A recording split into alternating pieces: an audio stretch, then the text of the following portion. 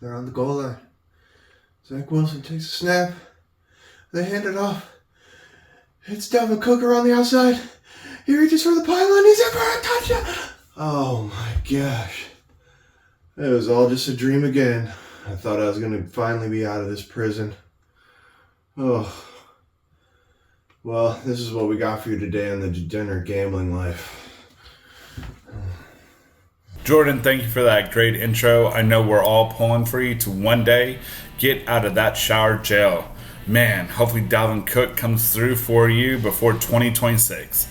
All right, let's jump right into the things that we got right and the things that we got wrong. First off, if you follow us on TikTok, Degenerate Gambling Life, or watch our shorts, you'd know that we had start-sit question about Stroud versus Carr, and I definitely said to roll with CJ Stroud, and boy did he come through. I told you his ceiling was much higher, and that Carr, we know what he is. He's that 15-point player, and we're always looking to go above that, especially with our quarterbacks. We want them in that 20-plus point range.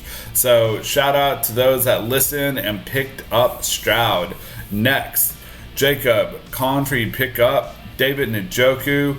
I know that he didn't have the most yards, but he did come through with that touchdown in a week where a lot of people were on waiver wire. That definitely helped you win if you picked up Njoku, and he should be viable going forward. Next, for those of you that listened to me and scooped up the Cleveland Browns defense when others are dropping them, you got to be picking them up. You know, looking for those mistakes that your teammates are making, you jump on it, and that's the way you win in fantasy football. Just making sure you take advantage when they make the mistakes.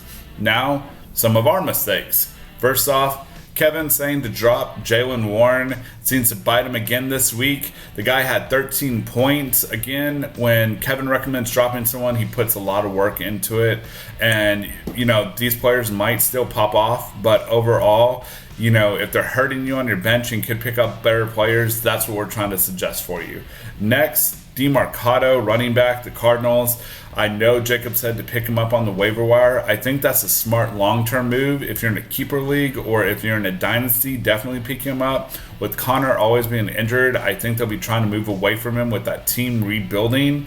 So he's looked just fantastic for them, and I think that'll be a really smart play for you to pick him up if you're in one of those types. But if you're in a redraft, you just don't need him right now while he's kind of injured and banged up and Connor looking to come back. So those are the things that we got right and wrong this week. Let that plastic work and come Miller time. You know, I can foresee a lot of possible outcomes to this thing, and not a single one of them involves Miller time. PMA. Positive mental attitude. Welcome to Miller Time. I'm Kevin Miller of the Degenerate Gambling Life. It's week 9. On today's episode, I'm going to be discussing advanced waiver wire and dynasty strategies with you guys. I'm going to jump right in as usual. On the waiver wire this week, I'd be looking to pick up a defense or kicker or improve mine if I didn't already have an elite option at the position. A lot of very good defenses were available on the waiver wire this week. I noticed in a lot of my leagues, top 5 and 10 defenses were available, as well as kickers. Just double check your waiver wire, see if there's an improvement. Maybe there's a defense that pairs well with the one you have to cover you for the next 5 weeks before playoffs. You really want to try to get that small advantage you can at that position. Every little advantage you can get in the game helps. That's what it's all about in the end. And also, on the waiver wire, be looking to sort by last week's results, so by week 9 results. Just see who's hot and who, you know, maybe just had a one-off game. Noah Brown, great game. Number 3 wide receiver on the week, but doubt you're going to do it again all season, even with the emergence of CJ Stroud. But just look and see who's putting up a lot of points and who's maybe starting a pattern or a trend.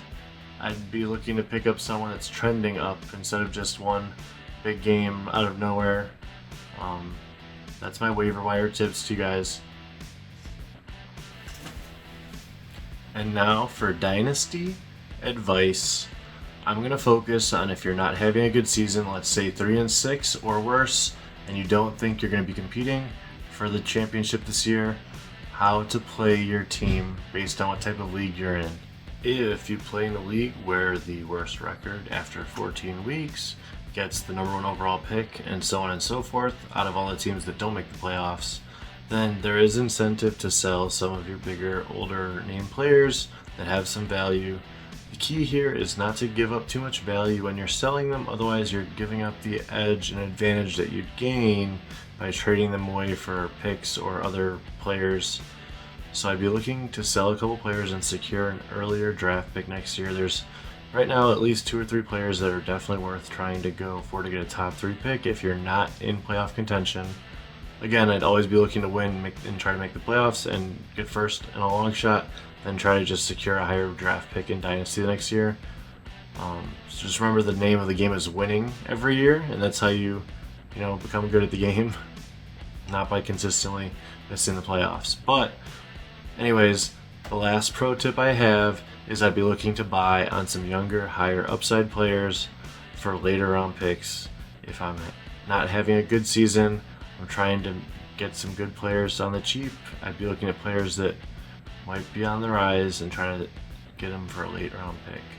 Those are my tips in Dynasty this week. 10. 10 ought to do it, don't you think? You think we need one more? You think we need one more? All right, we'll get one more. What's up, guys? My name is Jacob Listowski with the Degenerate Gambling Life, and these are my top waiver wire pickups for Week 10. At QB, I like Joshua Dobbs, who has had back-to-back 24-point games and looked good this week with Minnesota. He should do a serviceable job filling in for Kirk Cousins and will be a QB2 who you can use for bye weeks and good matchups going forward. Deshaun Watson is another QB you might want to take a look at. He looked good this week throwing the deep ball, and although he has a tough matchup next week where I wouldn't start him, he has a very favorable schedule coming up in weeks 12 through 15. And finally, Baker Mayfield has looked good the last 3 weeks, averaging a little more than 19 fantasy points per game over that stretch. He has a tough schedule coming up, but he is a decent QB2 if you're looking for a bye week fill-in. At running back, the top pickup is Keaton Mitchell of the Baltimore Ravens. He looked absolutely phenomenal against the Seahawks, rushing for 138 yards and a touchdown on 9 carries. If you have a big fab budget left, go big on him because he could be a potential league winner, and there's not many of those guys left. If Khalil Herbert is somehow available in your league, definitely look to pick him up this week as well. He will be eligible for return from the IR, and Herbert's a very good back when he's healthy and is especially useful in PPR formats. Kenneth Gainwell is another guy to keep in mind. He isn't getting a lot of touches right now, but if you have room to stash away a handcuff, he could be worth rostering. Definitely don't play him, but if Swift gets banged up, he'll be a valuable player to have on your roster. At wide receiver, Tank Dell is a clear number 1 pickup. He's coming off a monster game this week where he was the wide receiver 1 overall in all of fantasy. Dell's a big play guy who has good chemistry with Stroud and has the potential to be a league winner in the back half of the season. Also consider Noah Brown on the Texans as well. Demario Douglas for the Patriots still looks like a solid option. He had 5 catches on 7 targets and is definitely worth stashing away if you have a roster spot on your bench. Quentin Johnson should continue to get more looks with the Chargers offense and should be a guy you are targeting on the waiver wire as well this week. At tight end, Cade Otton is the top target this week. He's seen at least 6 targets in each of his last 3 games and looked like he has good chemistry with Baker Mayfield. He's coming off a 2-touchdown game and is definitely worth rostering if you are weak at tight end. Jonnu Smith remains a solid option as well. He has 100 yards this week, and Arthur Smith's offense loves to keep him involved. With Heineke, the Falcons have a better passing quarterback who should keep the passing game relevant for fantasy. Also consider Gerald Everett, who could be in line for more looks now that Joshua Palmer has gone on IR, and he's worth the pickup if he's available in your league. Because I'm a stud. I'm ballsy. I don't take no from anyone. I smoke my stogie anywhere I want. I don't have to find a hideout place like you.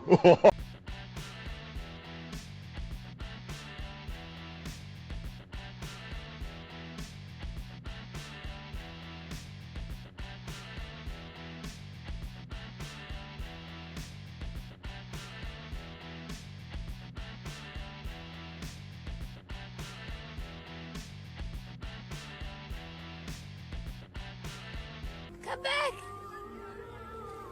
Come back!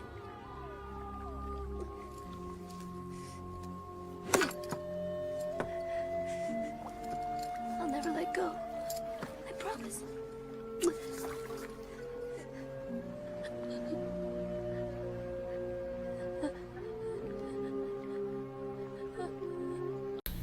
It's time for those players that we have to let go. And this one really hurts me this week. Devontae Adams, I'm benching you very hard. I'm not quite letting you go. I can't. But I'm going to recommend to everyone to bench you. It just seems like, for whatever reason, it's not working out for you in Las Vegas. I know you went there to be with your buddy, and they cut him, and now you're with a bunch of, below average quarterbacks, and it just hurts me to see that potential wasted. When you're with the Packers, I got to see how amazing you are, but for right now, I'm going to recommend to everyone to bench you really hard until you get things right. Roshan Johnson, I gotta let you go this week, and I really wish I didn't have to.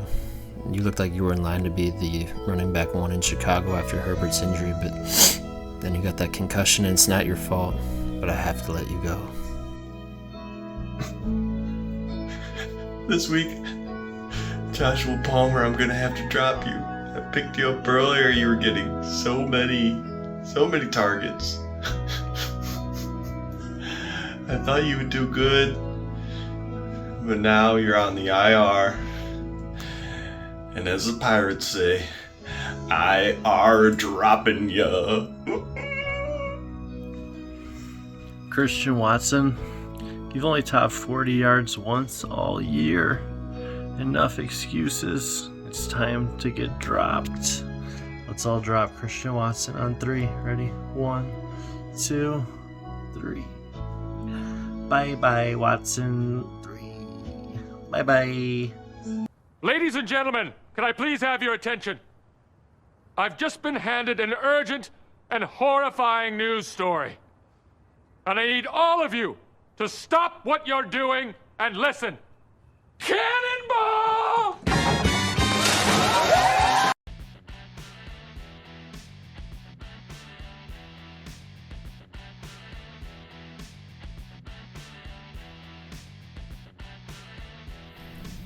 Now it's time for everyone's favorite segment.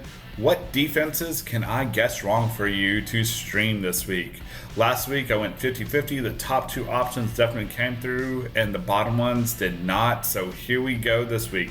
My top option is going to be the Steelers versus the Packers. That definitely hurts me, but the Steelers defense has been pretty legit this season, and we all know how the Packers have been. Number 2, we got the Saints versus the Vikings. I think with Dobbs there and everyone kind of knowing what he is and being able to plan for him the week, I think that the Saints are definitely a playable option when there's not too many good options this week. Number 3 will be the Falcons versus the Cardinals. I know Kyler is scheduled to come back this week, and I think he might have a little rust. There is a chance he pops off, and so it can hurt you. But I definitely think the Falcons should be one of those bottom end ones that you're looking if you're really desperate for a streaming option. And finally, the desperation pick is Buccaneers versus the Titans. I think go with the Bucks. If it's Will Levis, we've seen that can't have an arm. As teams get more film, it might not hurt you as much. So if you're really desperate and need something, I'm thinking the Buccaneers are someone you might be able to stream. And now I'm going to pivot to fantasy basketball and the players that we're going to highlight this week. First is going to be Grant Williamson, power forward, Dallas Mavericks. He's putting up 16 points. He's making 3.8 three-pointers, 5 rebounds, 2 assists, and a block. He's definitely someone that you should be adding right now. He's going to help you out in those.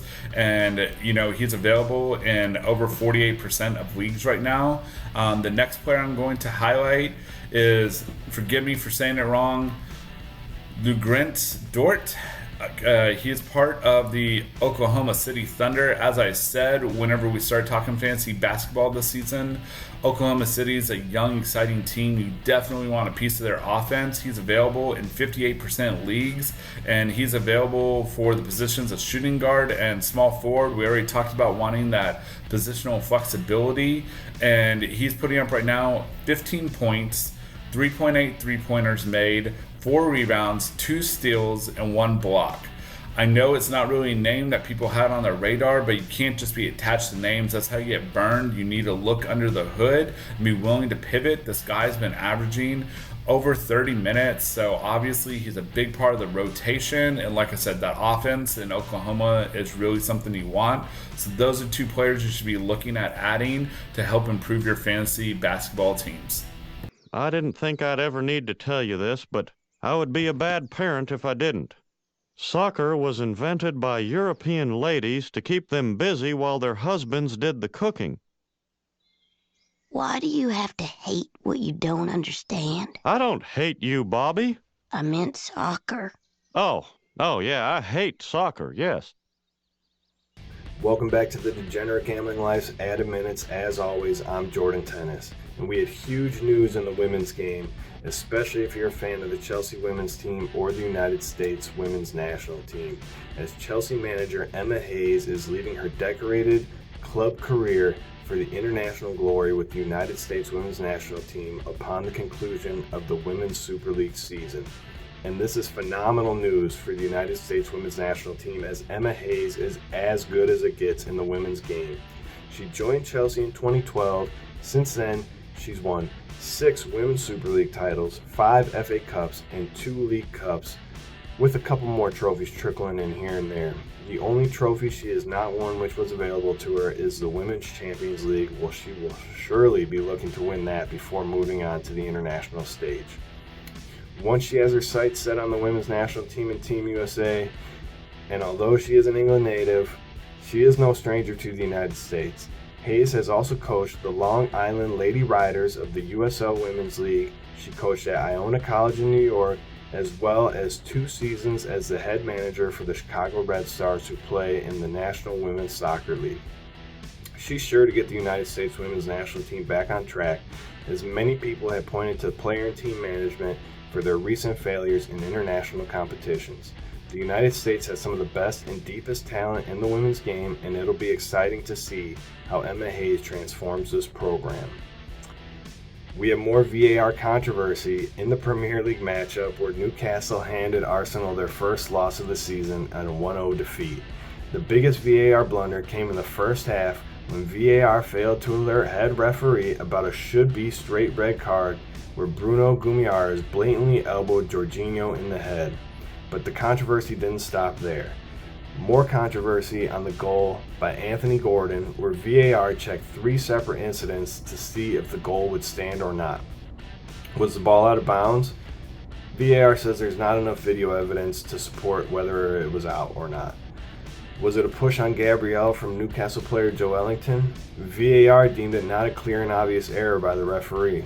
And last, was Anthony Gordon offside? Once again, insufficient evidence to overturn the call on the field. If the Premier League continues to use VAR, it's pretty clear and obvious that they need to bring in more cameras to catch different angles. The NFL has cameras everywhere, both sides of the field, on pylons, first down markers. What's stopping English football from having cameras on the goalposts or the corner flags, or at least on the opposite side of the field? This would have definitely answered 2 of the biggest question marks on the goal. Let us know your thoughts on VAR in the comments. Do you like it? Do you hate it? What can they do better? We hope you guys had a good week, and we'll see you next week on the Degenerate Gambling Life.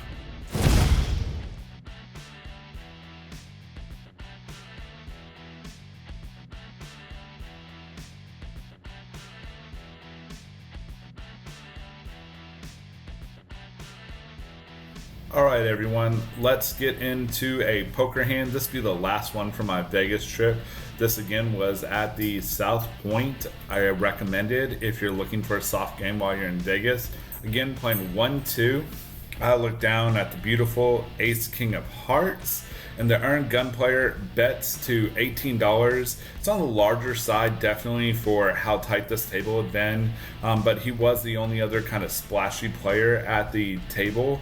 The low jack calls. Now, whenever I look down at my hand, I 3-bet to $51, and the earned gun player calls and the low jack folds. So we go to the flop.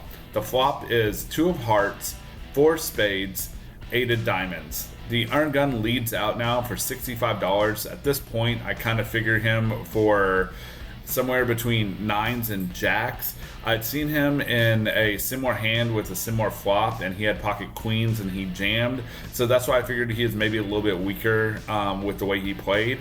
So with me getting roughly 4-1 and 2 overs and some backdoor draws, I make the call. And the turn is about as good as it can get without me actually making a hand. It's the 5 of hearts. So now I have the flush draw, I have the straight draw, and the 2 overs, and the earned gun now bets 100. I debate jamming, but I figure it's better just call, realize my equity, because I'm not going to blow him off when he only has about 100 behind. So with that, I do make the call, and I get very lucky. The river is the ace of spades. The earned gun now checks, and I go all in. He quickly calls, but very angrily. I'm pretty sure he knows he's beat at this point. And I show him my ace king, and he flips over the jack of hearts and jack of diamonds. And he starts, saying I shouldn't have been in the hand and I should have folded. And, just getting very angry and starts to go on tilt.